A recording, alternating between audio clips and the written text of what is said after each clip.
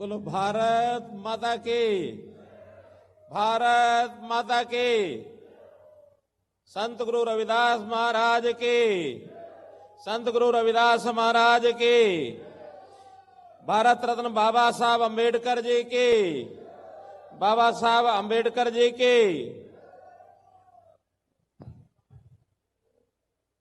आज के इस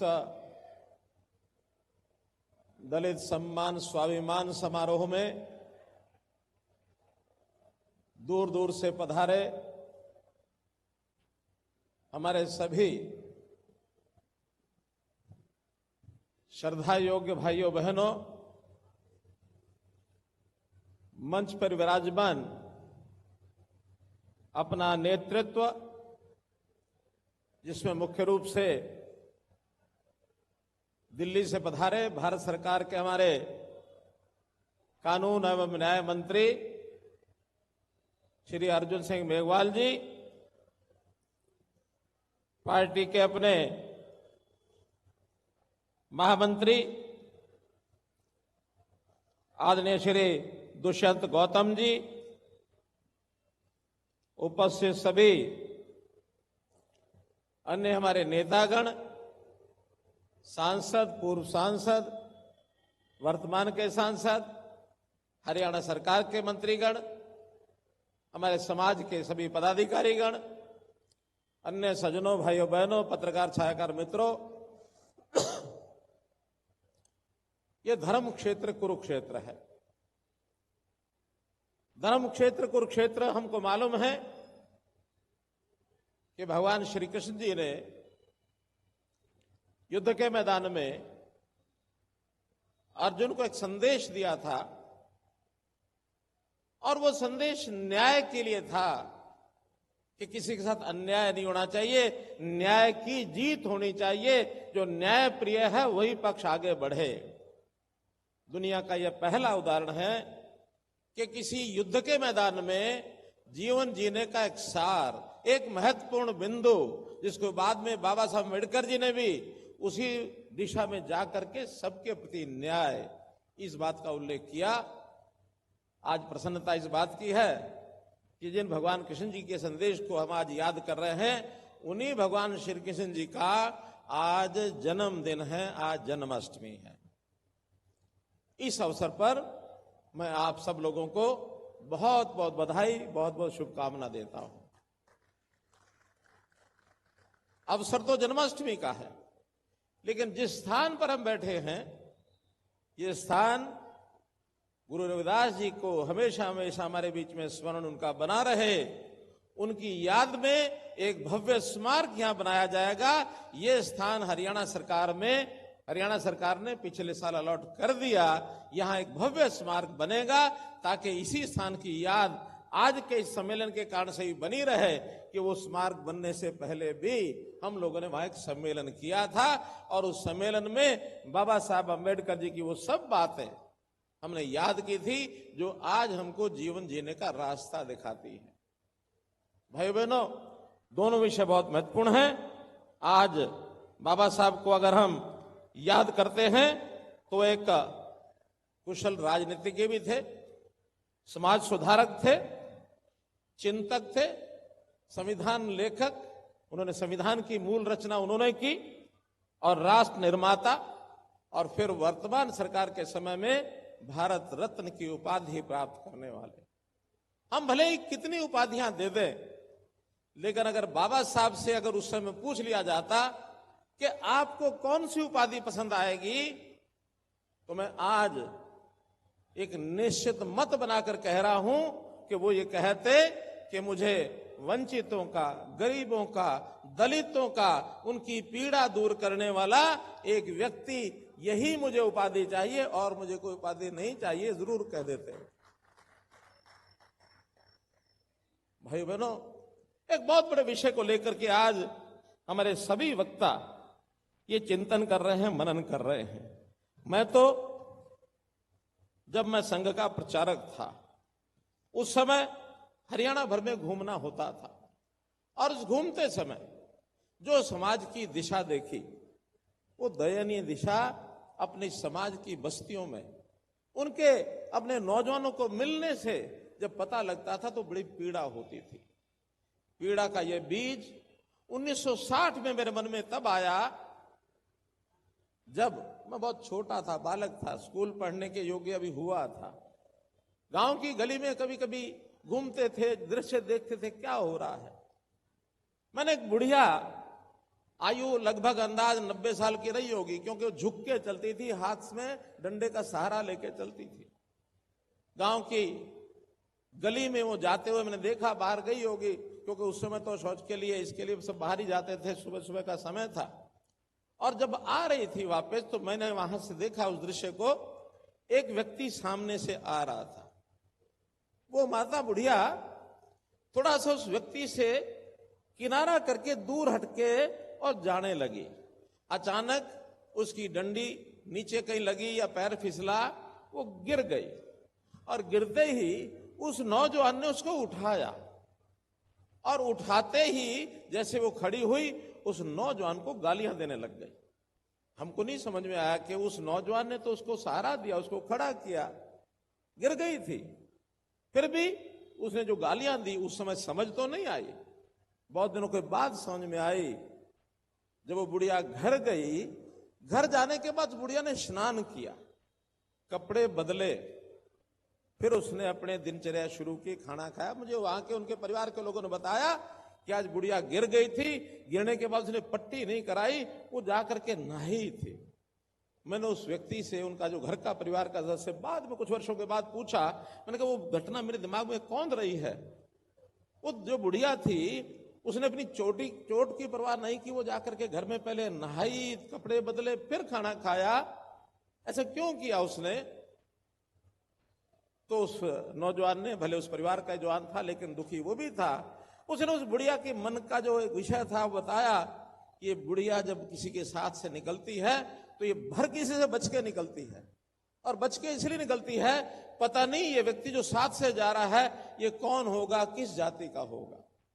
कोई जानकार है तो ठीक है, अनजान है तो वो उसको गालियां भी देती है। सब कुछ बुढ़िया की गाली का कोई बुरा मानता नहीं था, लेकिन उसकी एक आदत बन गई थी। यानी किस प्रकार की पीड़ा ऐसे व्यक्तियों के सोच में उसमें रही होगी। हम खेतों में जाते थे, मजदूर काम करते थे। मजदूरों के अगर अनुसूचित जाति का व्यक्ति है तो उसके बर्तन अलग होते थे, उसका पानी का मटका अलग होता था। रोटी भी कोई किसान का परिवार का आदमी उसको पकड़ाता था तो ऊपर से पकड़ाता था। ये पीड़ा उस समय की आज भी जागती है। ये कैसा समाज है जिस समाज में व्यक्ति व्यक्ति में इतना भेद, लेकिन बात तो 50-60 साल पुरानी है।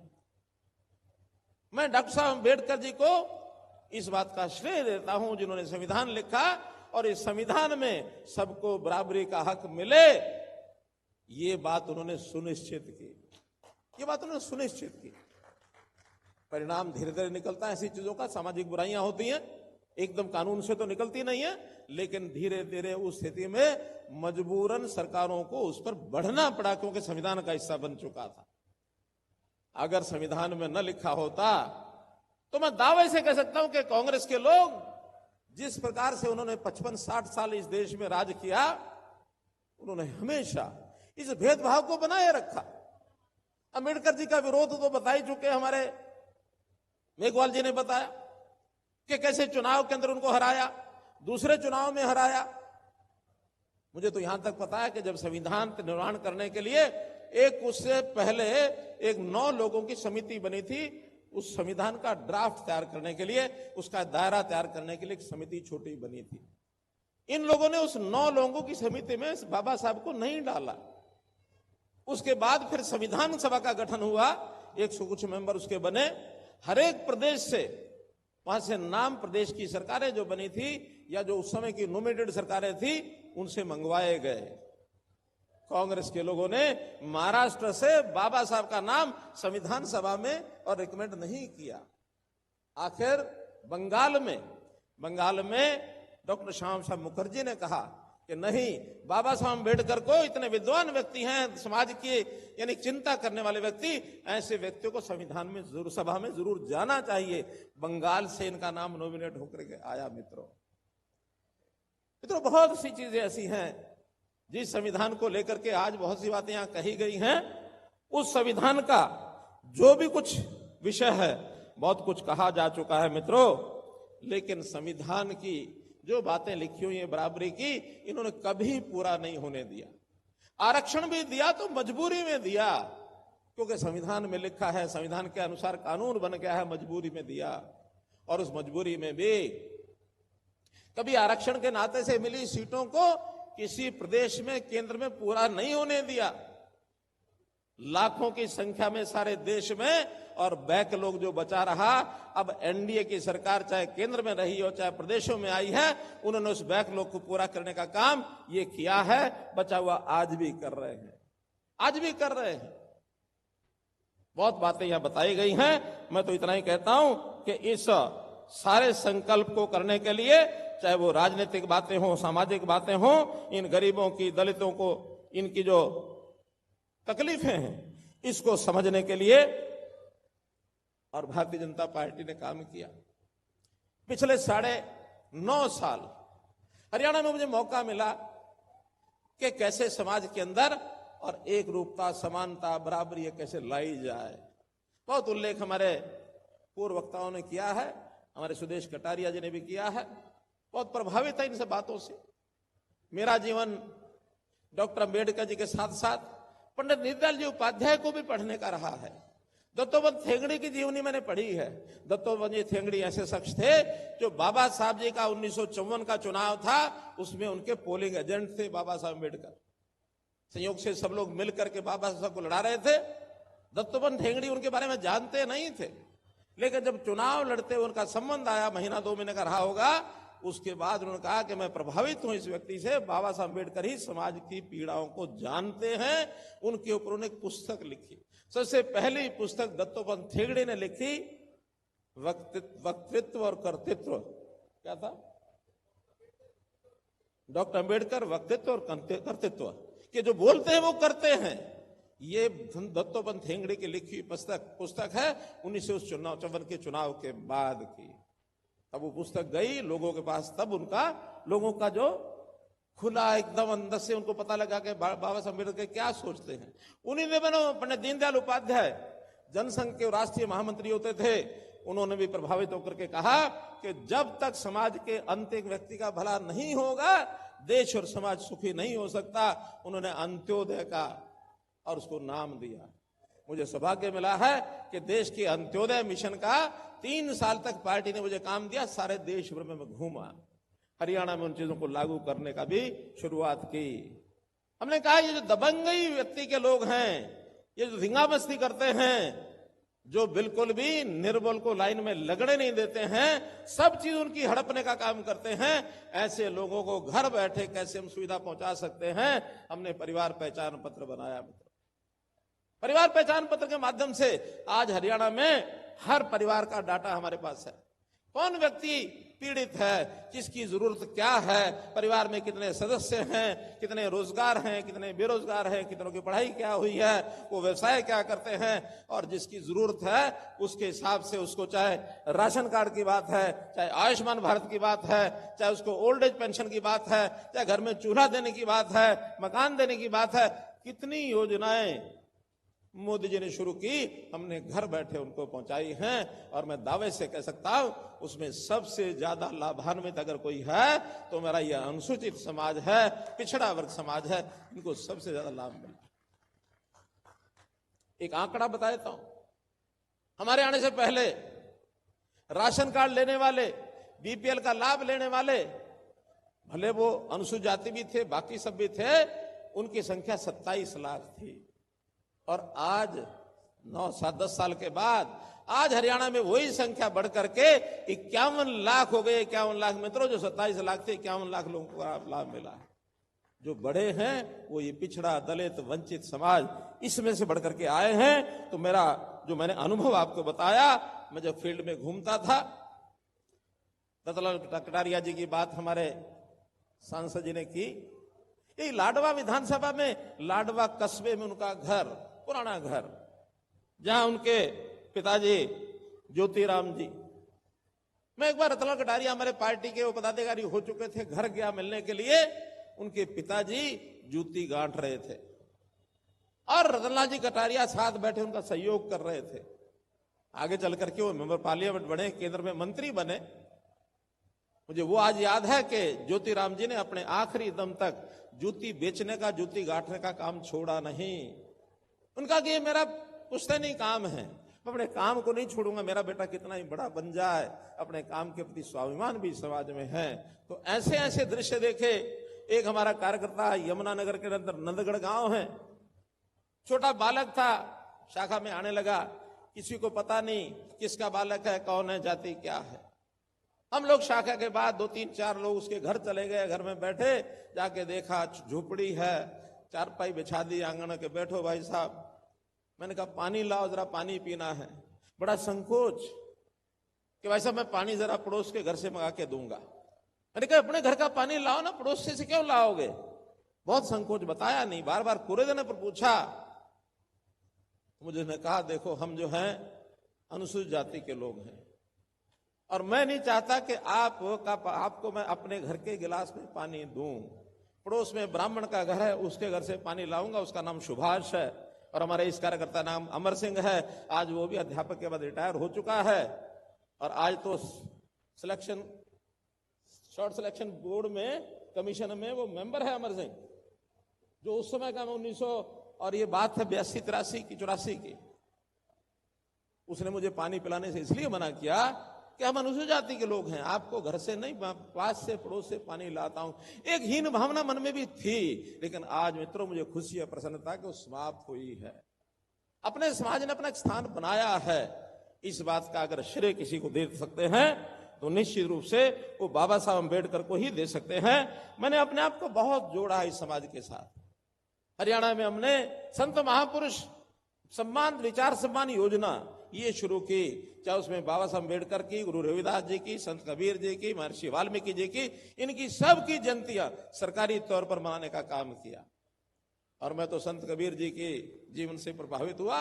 एक दोहा उनका, कबीरा खड़ा बाजार में, आगे क्या है, सबकी मांगे खैर, ना काऊ से दोस्ती ना काऊ से।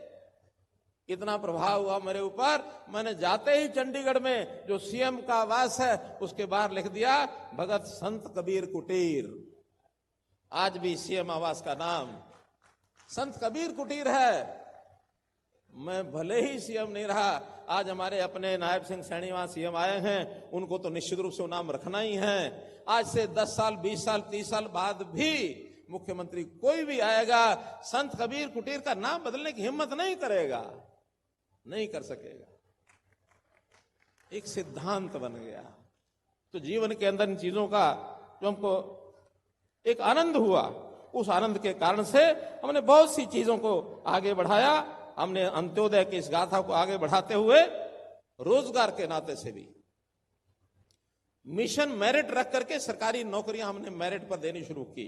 और मुझे पता है कि हो सकता पढ़ाई लिखाई में हमारे बच्चे कमजोर रहे हों, लेकिन जो होशियार बच्चे भी थे उनको भी पूर्व की सरकारों के समय उनकी दबंगई इतनी चलती थी कि उनको मेरिट होते हुए भी कोई लाइन में लगने नहीं देता था।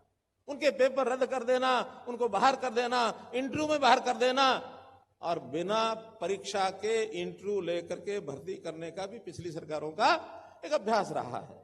हमने कहा नहीं, हम पढ़ाएंगे भी, योग्यता भी खड़ी करेंगे और योग्यता को जिसका अधिकार बनता है उसको नौकरियां देंगे।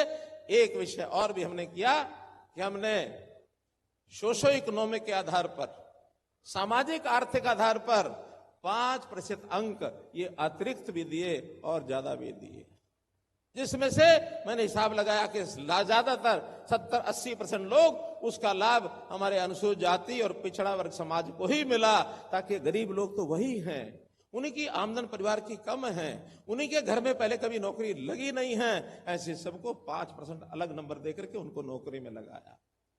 ये वैसे ही नहीं होता, हमने कोई राजनीति के लिए नहीं किया, लेकिन समाज की पीड़ा को देखते हुए उसके उनके स्थान को कैसे बढ़ाया जाए, मुख्य धारा में कैसे लाया जाए, इसलिए हमने किया। मित्रों, हमारे साथी कांग्रेस के मित्र इसमें भी रोड़ा बन के अड़के खड़े हो गए। उन्होंने भर्ती रोको गैंग खड़ा कर दिया कि यूं अगर चलता रहा तो फिर जो दूसरे दूसरे लोग बच्चे उनके नौकरी लगते रहेंगे, हमारे नेताओं के बच्चे, हमारे अधिकारियों के बच्चे। आप उस समय से पहले नौकरी उठा के देख लो, चाहे HCS की हो, चाहे क्लास 1 के अन्य अधिकारियों की हो, क्लास 2 की हो, इन नेताओं के और उनके कर्मचारियों के, अधिकारियों के बच्चे, लाइन लगी पड़ी है उनके बच्चों की जो नौकरियां लगे हैं। क्या सबसे मेरिट पर वो थे और आ नहीं सकते क्या? मेरिट पर सब घरों से है।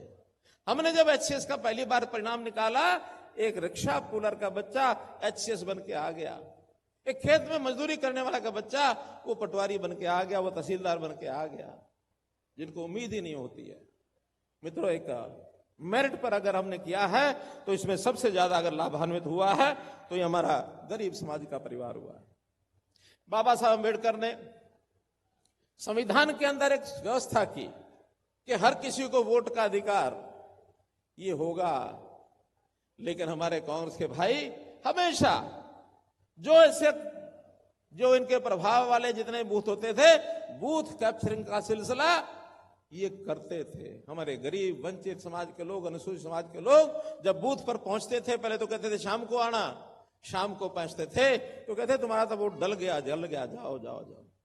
ये बूथ कैप्चरिंग की घटना 2005 से 2014 तक खूब मिलती हैं। हमने आने के बाद सबसे पहले दमगाई खत्म की कि वोट डालने का अधिकार सबको है, जिसके मन में जिसको वोट डालने का मन आएगा, विचार आएगा, उसको डालो, लेकिन वोट नहीं डालेगा, कोई बूथ कैप्चरिंग करेगा, ये हरियाणा में नहीं होने देंगे। मित्रों, ये हमने किया। अभी ताजा उदाहरण बताता हूं, ये कैसे अड़चन बनते हैं। हमने जब चुनाव की घोषणा हो गई, अभी मैंने मंच से किसी से कहा नहीं, आज मैं पहली बार कह रहा हूं मित्रों, जब घोषणा हो गई 1 अक्टूबर की, तो हमारे लोगों ने हिसाब लगाया, शिकायतें मिलनी शुरू हुई कि 28 और 29 2 दिन शनिवार रविवार है। अगर कोई आदमी 30 तारीख को छुट्टी ले लेगा तो 1 को चुनाव है, उस दिन भी छुट्टी होती है, 2 अक्टूबर की फिर छुट्टी है, तो ये 5 छुट्टियां इकट्ठी आ जाएंगी और निश्चित रूप से बड़ी मात्रा में लोग जो है 5 छुट्टियों का लाभ लेके और घूमने निकल जाएंगे, वोट की परवाह ज्यादा नहीं करेंगे। चुनाव आयोग कहता है ज्यादा वोटिंग का हो, इसका प्रबंध सरकार को भी करना चाहिए, समाज को भी करना चाहिए, सबको करना चाहिए। हमने तो केवल लोगों को वोट ज्यादा पड़े, संविधान की रक्षा हो, हर किसी को वोट देने का अधिकार है, वो वोट देने से कतराए नहीं, मन में किसी और लालच में आके वोट डालना छोड़ ना जाए, इसलिए लिखी। और हमारे कांग्रेस के मित्र पता क्या कर रहे हैं? वो कह रहे नहीं, ये तो घबरा गए हैं, इसलिए चुनाव को टालना चाहते हैं। अरे भाई, हम चाहते हैं वोटिंग ज्यादा हो, ये ज्यादा वोटिंग कराने के अभी भी मूड में नहीं है। ये कहते हैं जितनी कम हो, और कम हो तो जो हमारे काबू के वोट होंगे हम कराएंगे, जो हमारे काबू के नहीं होंगे उनको बाहर धक्का मार के निकाल देंगे। आज भी इनकी मानसिकता है। भाई बहनों, आपको संभल के रहना है। चुनाव आयोग तारीख बदलेगा नहीं बदलेगा उनका काम है, लेकिन कम से कम आपके माध्यम से मैं सबको अपील करता हूं कि अगर उसी दिन भी चुनाव हो जाए तो हर किसी को, चाहे व्यापारी हो, चाहे कर्मचारी हो, चाहे रिटायर्ड आदमी हो, छुट्टियों का लाभ लेके बाहर जाने के बजाय, वोट हमारा जन्मसिद्ध अधिकार है, वोट हमारा राजनीतिक अधिकार है, वोट हमारा प्रजातांत्रिक अधिकार है। इस अधिकार का उपयोग जरूर करना। अगर नहीं करेंगे और फिर कुछ लुट जाएगा और बाद में पछताना पड़ेगा कि वो 1 वोट में डालता तो मैं शायद बच जाता। मैं आपको 2 उदाहरण बताता हूं। ये हमारा करनाल में है। करनाल कारपोरेशन का वार्ड नंबर 1 का पार्षद का चुनाव हुआ और वो रिजर्व वार्ड था। हमारा कैंडिडेट नवीन कुमार और दूसरा कोई कैंडिडेट कांग्रेस का, दोनों के बराबर वोट आ गए। क्या करें? टॉस पर सहमति बनी, टॉस की, ये संयोग है और हमारे कैंडिडेट का, उसका सौभाग्य कह लो, उसका भाग्य कह लो कि वो जीत गया, टॉस से जीता। अगर यही 1 वोट अपनी फेवर का डल जाता तो टॉस की नौबत न पड़ती। राजस्थान में ये चुनाव नहीं, इससे पिछली बार का चुनाव, कांग्रेस के जो मुख्यमंत्री का दावेदार कैंडिडेट सीपी जोशी, शायद कांग्रेस का पिछली बार सीपी जोशी थे कैंडिडेट मुख्यमंत्री के, 1 वोट से हार गए थे, 1 वोट से। उसकी पत्नी ने वोट नहीं दिया, सोचा सब वोट दे रहे हैं तो क्या करेगी, घर बैठे चाय पी रही होगी, पूजा करने को जहां गई होगी। वोट का अधिकार और वोट का कितना महत्व है, ये हमको समझना होगा। और ये अधिकार हमको बाबा साहब अम्बेडकर ने दिया है। हम अगर बाबा साहब अम्बेडकर को सच्चे रूप से मानते हैं, उनके प्रति हमारी मन में श्रद्धा है, तो हम जरूर इस काम को करें। और ये संविधान का झूठ कांग्रेस फैला रही है, इससे बच के रहना है। इन्होंने लोकसभा में एक पासा फेंका, हम में से कुछ लोग उस झांसे में आ गए, इससे बच के रहना है। संविधान की रक्षा कोई कर सकता तो भारतीय जनता पार्टी कर सकती है। इन्होंने चाहे संविधान की धज्जियां उस समय उड़ाई 1952-54 में, और चाहे आज ये संविधान की धज्जियां उड़ा रही 1975 के अंदर 25 जून को इमरजेंसी लगाना, ये संविधान में कहीं नहीं था, इन्होंने उस समय भी उड़ाई। धारा 370 हमने खत्म की संविधान की, उसका इन्होंने विरोध किया। तो मित्रों, अच्छे काम के लिए, समाज की अच्छी दिशा के लिए संविधान है। और ये संविधान की जो झूठी खबरें फैलाते हैं, इस संविधान की खबरों में हमको पढ़ना नहीं है। संविधान हमारा 12 हमारे उसके शेड्यूल हैं, 375 हमारे उसके जो आर्टिकल हैं, हर एक आर्टिकल का अपना एक महत्व है। इस सारे को हमको ध्यान से आगे बढ़ना है, किसी के झूठ में आना नहीं है। और एक बात राहुल गांधी फैला रहे हैं कि जातियों की गणना करो। अरे भाई, हमारा सामाजिक ताना बाना उनको सबको पता है किसकी क्या जातियां हैं और कितनी जाति है। लेकिन वही राहुल गांधी विधानसभा में हमारे एक मेंबर पार्लियामेंट ने पूछ लिया कि हम जातिगत गणना तो तब कराएंगे, पहले आप अपनी जाति बताओ। कांग्रेस के लोग बिफर पड़े, नहीं, किसी को किसी की जाति को पूछने का अधिकार नहीं है। एक तरफ तो कहते हो जाति को पूछने का अधिकार नहीं है, और दूसरी तरफ आप कहते हो जातिगत गणना कराओ। तो जातिगत गणना पूछे बिना कैसे होगी? आप पूछोगे तब ना कि आपकी जाति क्या है। यानी दो तरफ, दोनों यानी क्या कहते हैं, हार भी मेरी, जीत भी मेरी, पट भी मेरी, जीत भी मेरी। तो ये नहीं चलेगा। आप जिस स्टैंड पर हो, एक स्टैंड पर रहोगे। आप अपनी जाति बताओगे तो कुछ विचार कोई करेगा। आप अपनी जाति बताने के लिए तैयार नहीं हो और दूसरों को कहती जाति कराओ। मित्रों, इस पर भी हमको सावधान रहना है। आज कहने के लिए तो बहुत बातें हैं, लेकिन मैं तो इतना ही कहूंगा कि कांग्रेस के लोग जब ये अपने कार्यकाल की बातों को सामने रखेंगे, तब हम उनसे पूछेंगे कि आप उस समय बताओ दलितों के ऊपर कितने अत्याचार करते थे। उन अत्याचारों में चाहे वो मिर्चपुर कांड हो, चाहे वो अन्य स्थानों के ऊपर तरह तरह की जो इन्होंने अत्याचार किए हैं, उन अत्याचारों की लंबी फरिश्त है। आपको सब मालूम है, आपको बताने की आवश्यकता नहीं है। मदीना कांड है, गोहाना कांड है, स्वीटी कांड कुरुक्षेत्र है, कितने ही इन्होंने प्लाट आवंटन में जो हेराफेरी की, हमको केवल चिट्ठी लिख के दे गए कि आपको 100 गज का प्लॉट मिलेगा। 20,000 लोग उनको कोर्ट में जाना पड़ा कि हमको सरकार ने चिट्ठी दे दी है, हमको प्लॉट नहीं मिल रहे। आज हमने पंचायतों की जमीन ढूंढी है, सब जमीनें कर आके 15,000 लोगों को प्लॉट 100 गज के दिए जा चुके हैं। और हमने घोषणा की है कि जिनको प्लॉट नहीं मिलेगा, ये हमारा सरकार की घोषणा है कि उनको 1 लाख रुपया नगद देंगे, जो उन्होंने घोषणा की हुई है। घोषणाएं वो करते हैं, पूरी हम करते हैं। तो मैं तो आज इतना ही कहूंगा, क्योंकि ये समय ऐसा है। एक अंतिम विषय जरूर आपके सामने मैं रखूंगा। मित्रों, जो आरक्षण है, ये आरक्षण हमारी आवाज है।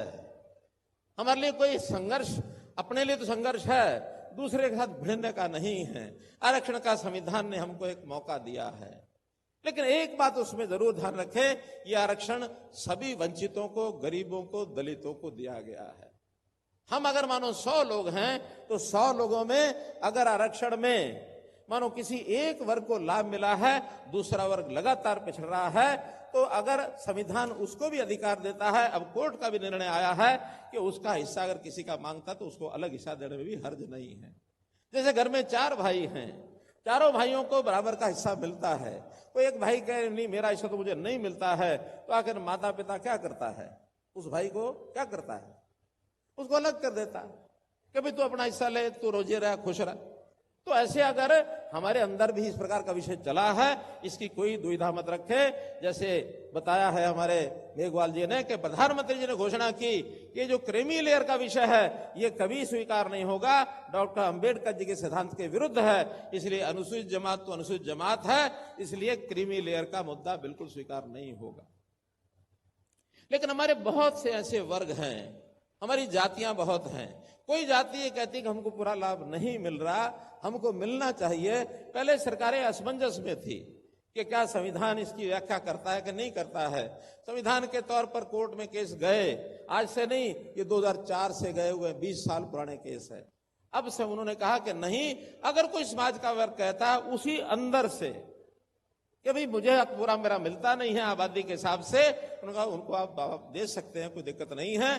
तो इसलिए जहां शिक्षा का अधिकार सबको अब है, तो उसमें कोई वर्ग कहता है कि हमको कम नौकरी मिलती है तो उसको देने में कोई हर्ज नहीं है, कभी ना तो वो भी हमारे बराबर आएंगे। हाँ, एक बात उसमें जरूर ध्यान करने की है कि सारा इकट्ठा ऐसी समाज का, एक जाति हो, दूसरी हो, तीसरी हो, चौथी हो, सबको मिला के 20% रहेगा आबादी के हिसाब से। किसी वर्ग को अपना हिस्से का पूरा हिस्सा नहीं मिलता है तो वो दूसरे आबादी के जो अनुसूचित जाति के लोग हैं उन्हीं को मिलेगा, किसी और को नहीं मिलेगा। जैसे भी आ रहा कि वंचित समाज को 10%, अन्य समाज को 10%, अगर वंचित समाज का 10% पूरा नहीं होता, 8% होता है, तो ये 2% जो है पुनः वापस अन्य जाति में आएगा, 20% रहेगा वहीं, कहीं और जाएगा नहीं। दोनों जगह पूरा नहीं होगा तो बैकलॉग रहेगा। तो इसलिए इस विषय में आपको कांग्रेस के लोग बहकाएंगे, खूब आपको भ्रम में डालेंगे, लेकिन हम अपनी समाज की एकता बना करके रखने के लिए एक न्याय का जो व्यवहार सुप्रीम कोर्ट ने दिया है उस पर ही चलना है। कुछ लीडर ऐसे हैं जो आपको आके कहेंगे कि आपका हिस्सा मारा गया, हमको हमारी आबादी के हिसाब से पूरा मिल गया, ये हमारे लिए संतोष की बात है। उधर उनको नहीं मिलेगा, वो हमारी तरफ आएगा तो हमारे लिए और बोनस होगा, हमारा हिस्सा कहीं नहीं जाएगा। ये गारंटी मोदी जी की गारंटी है।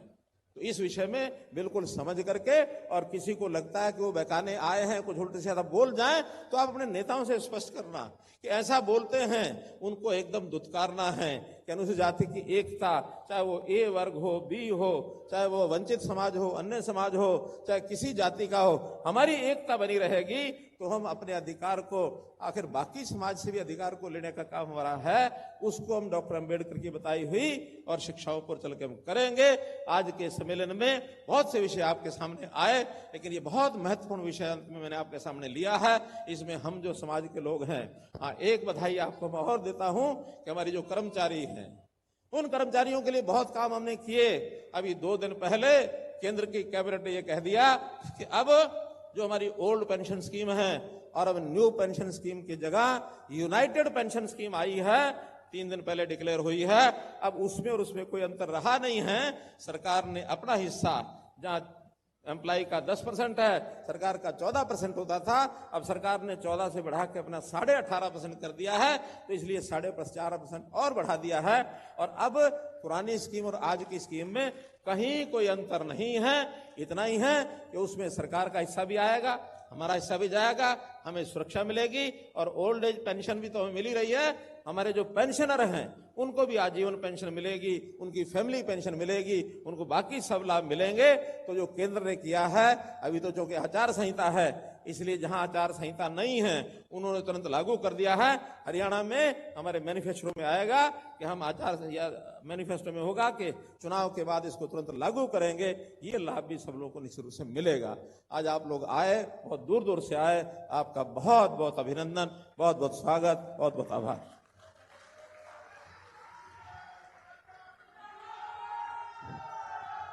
बहुत बहुत धन्यवाद माननीय मनोहर लाल जी, जिन्होंने समाज के लिए एक दिशा देने का काम किया है। हमारे समाज के धुरंधर नेता भाई सुदेश कटारिया जी को आगे बढ़ाने का काम किया है। अब माननीय केंद्रीय मंत्री मनोहर लाल जी को मोमेंटो भेंट करके सम्मान किया जाएगा भाई सुदेश कटारिया जी द्वारा। और जिन साथियों के नाम निर्धारित हैं वो साथीगण मोमेंटो के लिए ऊपर आए।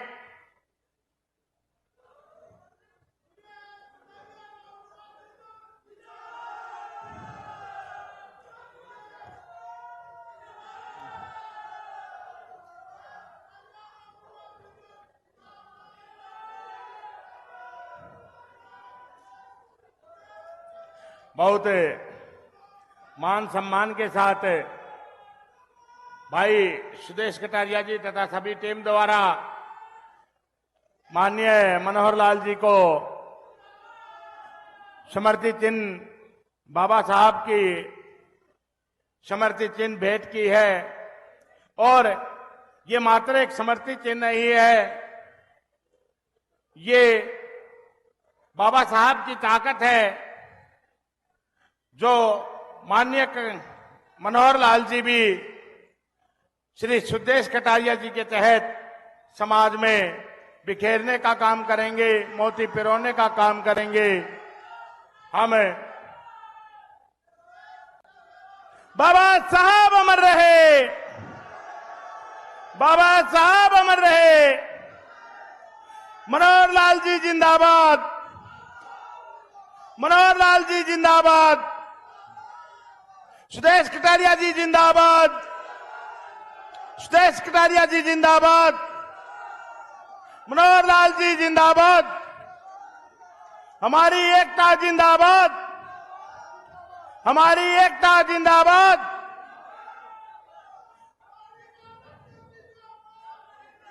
जिंदाबाद जिंदाबाद, जिंदाबाद जिंदाबाद,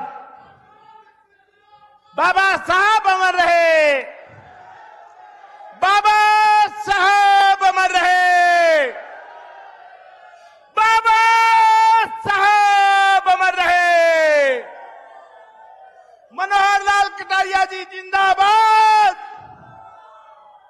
मनोहर लाल जी जिंदाबाद, सुरेश कटारिया जी जिंदाबाद, सुदेश कटारिया जी जिंदाबाद,